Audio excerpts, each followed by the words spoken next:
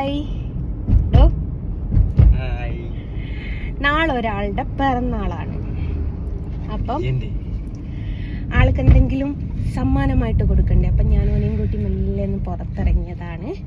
അപ്പോൾ ഓനുള്ള സമ്മാനം എന്താന്ന് കാണണ്ടേ. കണ്ടോ,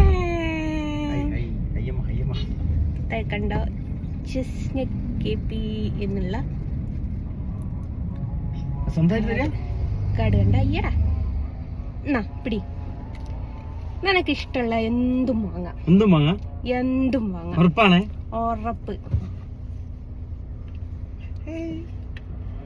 അപ്പൊ ഇതാണ് എന്റെ സമ്മാനം. അവൻ ഇന്നത് വേണമെന്നോ ഇന്നതേ മേടിക്കാവുന്നോ ഒന്നും ഞാൻ പറഞ്ഞിട്ടില്ല.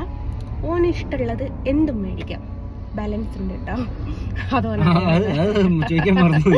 അതോനറിയാം ബാലൻസ്. അതില്ല. അത് കാർഡ് ഏതാണെന്ന് കാണിച്ചു കൊടുക്കും. ചിലര് ചോദിച്ചൊരു കാര്യമുണ്ട്. അന്ന് നമ്മള് 2 ലക്ഷം റുപ്യയിൽ നിന്ന് എടുത്തീനല്ലോ. അപ്പൊ ഒരു ATM കാർഡിൽ നിന്ന് 2 ലക്ഷം എടുക്കാവോ എന്നൊക്കെ ചോദിച്ച ആൾക്കാരുണ്ട്. ഇതെന്നാണല്ലോ പ്രീമിയത്തിൽ നിന്ന് എടുക്കാമല്ലോ. അപ്പൊ അങ്ങനെയാണ്. അപ്പോൾ ഓന് ഇഷ്ടമുള്ളത് എന്താ അച്ഛാ വാങ്ങിക്കോട്ടെ. ഓക്കെ.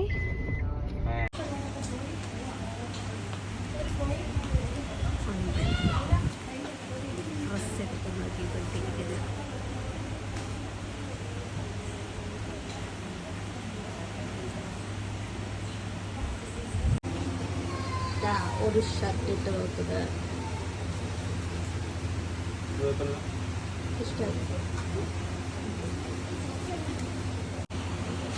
പിന്നെ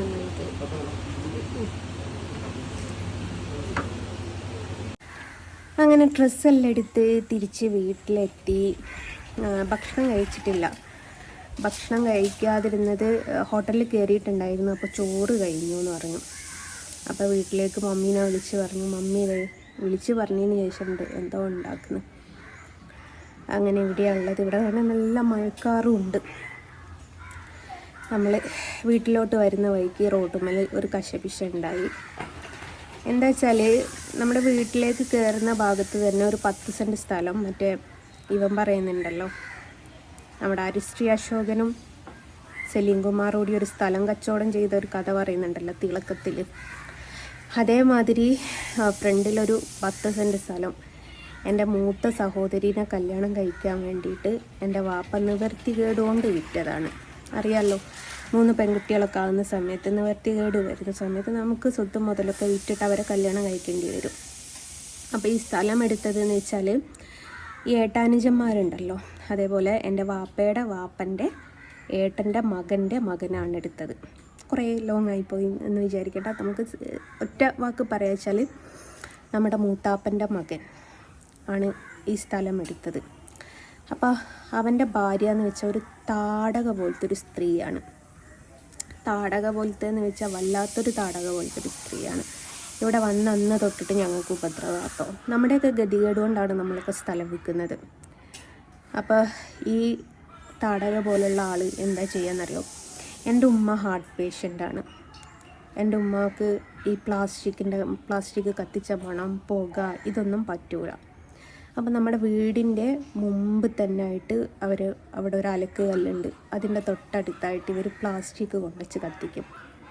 താമരശ്ശേരി പഞ്ചായത്തിലുള്ള ആൾക്കാർ നല്ല അടിപൊളി ആൾക്കാർ. അവർക്ക് എന്താ പറയുക, ന്യായത്തിൻ്റെ കൂടെ നിൽക്കാൻ പറ്റാത്ത ഒരു മെമ്പറാണ് ഞങ്ങൾക്കുള്ളത്. കാരണം എന്താ വെച്ചാൽ ഇവർ പ്ലാസ്റ്റിക് കാര്യങ്ങളൊക്കെ കത്തിക്കുന്നത് വീഡിയോ സഹിതം എടുത്തും വെച്ച് ആ സമയത്ത് മെമ്പർ ഇവിടെ തൊട്ടടുത്തുണ്ടായിരുന്നു. മെമ്പറിനെ വിളിച്ച് കാണിച്ചും കൊടുത്തു. പക്ഷെ മെമ്പർ നടപടിയൊന്നും എടുത്തില്ല. അവരെ ഉപദേശിച്ചു വിട്ടു. എന്നതിന് ശേഷം എന്നും രാത്രിയാവുന്ന സമയത്ത് ഇവിടെ ഈ വീടിൻ്റെ മൂലയിൽ കൊണ്ടുപോയിട്ട് പ്ലാസ്റ്റിക് കത്തിക്കും. എന്നിട്ട് എൻ്റെ ഉമ്മാക്ക് ഇവിടുന്ന് ശ്വാസം മുട്ടും. ഇപ്പം പല പ്രാവശ്യമായി പഞ്ചായത്തിൽ വിളിച്ച് പരാതി പറയുന്നത്. പക്ഷെ മെമ്പർ ഒരിക്കൽ കണ്ടതുമാണ്, മെമ്പർക്ക് തെളിവ് സഹിതം അയച്ചു കൊടുത്തതുമാണ്. എന്നിട്ട് പോലും മെമ്പർ അന്ന് ആ നടപടി എടുക്കാത്തത് കൊണ്ട് ഇപ്പം എൻ്റെ ഉമ്മ കിടന്ന് അനുഭവിക്കുക. ഞാൻ പറഞ്ഞല്ലോ, ഉമ്മ ഹാർട്ട് പേഷ്യൻ്റ് ആയതുകൊണ്ട് ഈ പുക പറ്റൂല, ഇതിൻ്റെയൊക്കെ സ്മെല്ല് പറ്റൂല. അപ്പോൾ ഈ സന്ധ്യാസമയത്ത് രാത്രിയാണ് ഇവരിതൊക്കെ കത്തിക്കുക. അവിടുന്ന് പുക പോകുന്ന എത്രയോ പ്രാവശ്യം എൻ്റെ വാപ്പയൊക്കെ വീഡിയോ എടുത്ത് വെച്ചിട്ടുണ്ട്. എടുത്തു വെച്ചിട്ട് കാര്യമല്ല. കാരണം നല്ല മെമ്പർമാരാണെങ്കിൽ നമുക്ക് സ്പോട്ടിന് നടപടി കിട്ടും. ഇത് മെമ്പർ അവരുടെ കൂടെയാണ്, പിന്നെ പറഞ്ഞിട്ട് കാര്യമല്ലല്ലോ. ഒരു ഹാർട്ട് പേഷ്യൻ്റ് ആണ് എന്നുള്ള ഒരു പരിഗണന പോലും തരുന്നില്ല. അപ്പോൾ ഉമ്മാൻ്റെ ഷീട്ടെല്ലാം കൂടി വെച്ചിട്ട് ആരോഗ്യ വകുപ്പിനൊരു പരാതി കൊടുക്കാമെന്നുള്ള ഒരു തീരുമാനത്തിലാണ്. കാരണം തെളിവാണല്ലോ എല്ലാവർക്കും. അവർ തീ കത്തിക്കുന്ന വാപ്പ കഴിഞ്ഞ ദിവസം അവരിവിടുന്ന് തീ കത്തിക്കുന്ന വീഡിയോ എടുത്താൽ അപ്പോൾ ഇവിടുന്ന് മാറ്റി അപ്പുറത്തേക്കാക്കിയിട്ടുണ്ട്.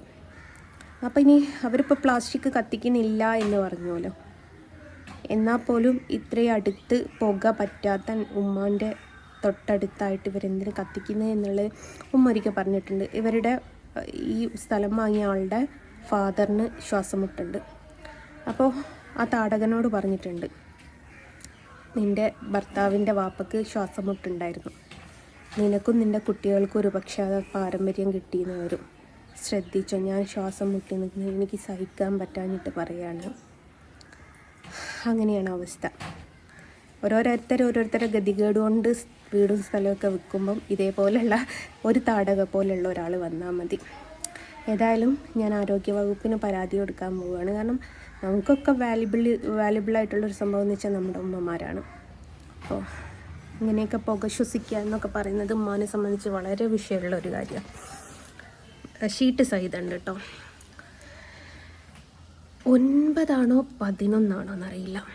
ബ്ലോക്ക് കഴിഞ്ഞിട്ട് സർജറി കഴിഞ്ഞാണോ ഉമ്മ പറയാമല്ലോ എത്രത്തോളം ഹാർട്ട് സംബന്ധമായിട്ട് വിഷയമുള്ള ഒരാളായിരിക്കും എന്നുള്ളത്. മനഃപൂർവ്വം ഉപദ്രവിക്കാമെന്നറിയാം. ഉപദ്രവിക്കട്ടെ. അവരുടെ ഉമ്മ പറഞ്ഞതിൻ്റെ അതിൽ അവരുടെ വാപ്പാക്കും പാരമ്പര്യമായിട്ട് കിട്ടൂല എന്നൊന്നും പറയാൻ പറ്റില്ല. ശ്വാസമുട്ടലുള്ളവർക്കാണ് അറിയാം അതിൻ്റെ ബുദ്ധിമുട്ടുകൾ എന്താണെന്നുള്ളത്. എൻ്റെ ഉമ്മ മാസം 30,000 ഉറുപ്പ്യൻ്റെ ഗുളിക, 3000 ഉറുപ്പ്യാണ് നമുക്ക് വേണ്ടിയ ഗുളികക്ക് 3,300 എങ്ങാണ്ട് ഒരു മാസത്തേക്ക്. അത്രമേൽ മെഡിസിൻ 3,300 ആ ഒരു അതും നമ്മുടെ പ്രധാനമന്ത്രിയുടെ ആ മെഡിക്കൽ ഷോപ്പിൻ്റെ പേരെന്തായിരുന്നു? പ്രധാനമന്ത്രിയുടെ ഒരു മെഡിക്കൽ ഷോപ്പ് ഉണ്ടല്ലോ, അവിടുന്ന് ആ ഗുളിക മേടിക്കുന്നത്. അപ്പം അങ്ങനെയാണ് ഗൈസ് സംഭവ വികാസങ്ങളൊക്കെ. ഇവിടെയൊക്കെ നല്ല മയക്കാറുണ്ട്. കാര്യമൊന്ന് പറഞ്ഞു എന്നേ ഉള്ളൂ, അവസ്ഥ അത്രേ ഉള്ളൂ. അങ്ങനെ ഇന്നത്തെ പരിപാടികളൊക്കെ കഴിഞ്ഞു. തിരിച്ച് വീട്ടിലെത്തി. ഉമ്മ ചോറ് തരുന്നു. ചോറ് ആയി എന്ന് പറഞ്ഞ ആക്രാന്തത്തിൽ ചോറ് തിന്നതൊന്നും എടുത്തില്ല ഗൈസ്. അങ്ങനെ ഇവിടെ എത്തി. ഇനി ഒന്ന് സുഖമായിട്ടൊന്ന് കുളിക്കണം. കുളിച്ചാൽ തന്നെ ഒരു ഫ്രഷ്നെസ്സാണ്. ഇപ്പോഴത്തെ ചൂട് എന്ന് പറയുന്നത് വല്ലാത്തൊരു സംഭവമല്ലേ. അപ്പോൾ എന്തായാലും ഇന്ന് വീഡിയോസൊക്കെ വളരെ കുറവാണ് ഇട്ടാൻ. ഇന്ന് ഈ ഒരു പ്രശ്നം ഇപ്പോഴും നമ്മൾ കേക്ക് വാങ്ങണ്ടായി മോനെ, സർപ്രൈസ് ആയിട്ട് 12 മണിക്ക് മുറിക്കാൻ. പക്ഷെ അൺഫോർച്ചുനേറ്റ്ലി എന്നെ കൊണ്ട് വണ്ടി എടുക്കാറാണില്ല. നമുക്ക് കേക്കിൻ്റെ ഫോട്ടോ കാണിച്ചു കൊടുക്കാം 12 മണിയാകുമ്പോൾ. ഓർഡർ ചെയ്താൽ ഫലൂദയെന്ന് ഇങ്ങോട്ട് കിട്ടുമോ? എന്നാ സ്വിഗ്ഗി എങ്കിൽ സ്വിഗ്ഗി നോക്ക്. ഇല്ലാച്ചാൽ അച്ഛനോട് നേരത്തെ വരാൻ പറഞ്ഞാൽ മതി. നിന്നും അച്ഛനും പോയി വാങ്ങിക്കോ. ഒരു കേക്ക് കട്ട് ചെയ്യണ്ടേ? സർപ്രൈസ്. ഓക്കേ, ടാറ്റാ.